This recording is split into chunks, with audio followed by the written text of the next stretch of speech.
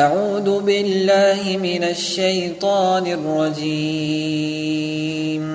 சபிக்கப்பட்ட ஷைத்தானை விட்டு அல்லாஹ்விடம் நான் பாதுகாப்பு தேடுகின்றேன். وإذ قال إبراهيم رب اجعل هذا البلد آمنا واجنبني وبني أن نعبد الأصنام.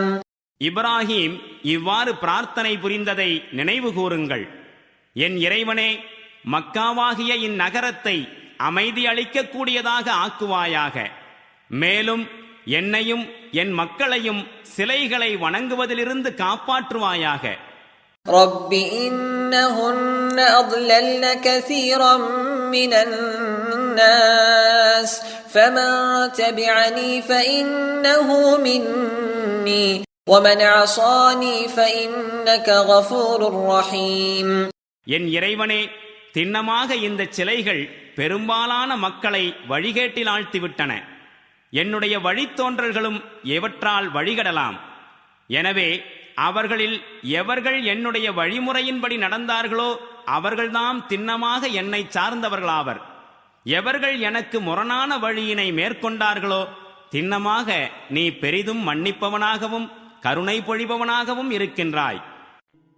ربنا إني أسكنت من ذريتي بواد غير ذي زرع عند بيتك المحرم ربنا ليقيموا الصلاة فاجعل أفئدة من الناس تهوي إليهم وارزقهم من الثمرات لعلهم يشكرون.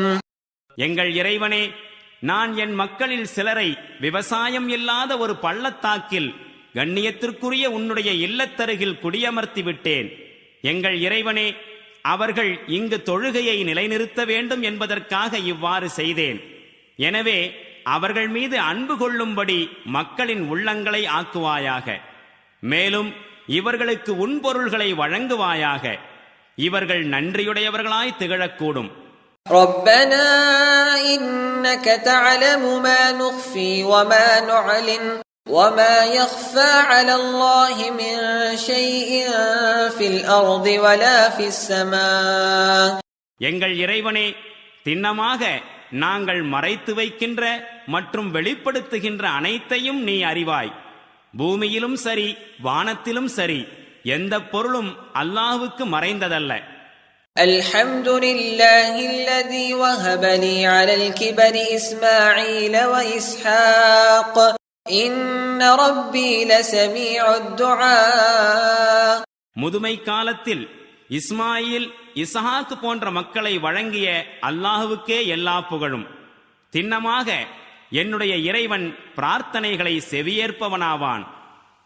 رب اجعلني مقيم الصلاة ومن ذريتي ربنا وتقبل دعاء.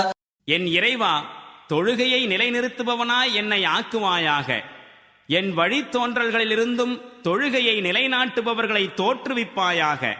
எங்கள் இறைவனே, மேலும் எனது இந்த பிரார்த்தனையை ஏற்றுக்கொள்வாயாக. ربنا اغفر لي ولوالدي وللمؤمنين يوم يقوم الحساب. எங்கள் இறைவனே, எனக்கும் என் பெற்றோருக்கும் நம்பிக்கை கொண்டோர் அனைவருக்கும் கேள்வி கணக்கு கேட்கப்படும் நாளில் மன்னிப்பை அருள்வாயாக.